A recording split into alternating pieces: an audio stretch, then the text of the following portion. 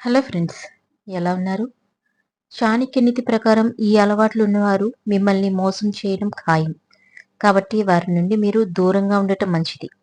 ఈ వ్యక్తులు జీవితంలో ఎప్పుడైనా మిమ్మల్ని మోసం చేయవచ్చని చాణక్యుడు హెచ్చరిస్తున్నాడు. ఆచార్య చాణక్యుడు తన కాలంలో అత్యంత జ్ఞానవంతుడిగా పేరు పొందాడు. తన జీవిత కాలంలో ఆయన అనేక రకాల విధానాలను రచించాడు. తర్వాత మనమందరం వాటిని చాణక్య నీతిగా తెలుసుకున్నాం. ఈ విధానాలలో ఆచార్య చాణక్యుడు మానవులకు ఉండే కొన్ని అలవాట్లను కూడా ప్రస్తావించాడు. ఆ అలవాట్లు ఉన్న వ్యక్తి జీవితంలో ఖచ్చితంగా మీకు ద్రోహం చేస్తాడు. ఆచార్య చాణక్యుడి ప్రకారం మీరు వీలైనంత త్వరగా అలాంటి వ్యక్తుల నుండి దూరంగా ఉండాలి. మీరు ఈ వ్యక్తులతో ఎక్కువ కాలం ఉంటే మీరు మోసపోవటానికి కూడా సిద్ధంగా ఉండాలి.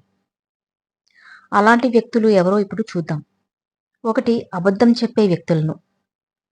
మీకు తెలిసిన ఎవరికైనా అబద్ధం చెప్పే అలవాటుంటే వీలైనంత త్వరగా వారి నుండి దూరంగా ఉండాలి. మీరు అలాంటి వారితో స్నేహం కొనసాగిస్తే మీ సంబంధంలో ఎప్పుడూ స్థిరత్వం ఉండదు. 2. మాటకు కట్టుబడలేని వారికి.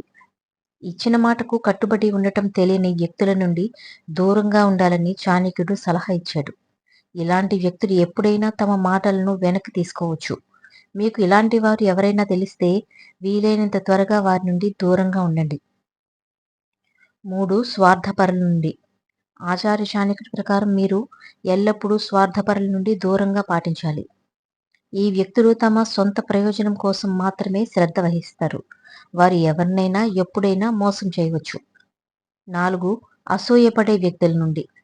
ఇతరుల విజయాలను లేదా మీ విజయాలను చూసి అసూయపడే వ్యక్తి మీకు తెలిస్తే మీరు అతని నుండి దూరంగా ఉండాలి.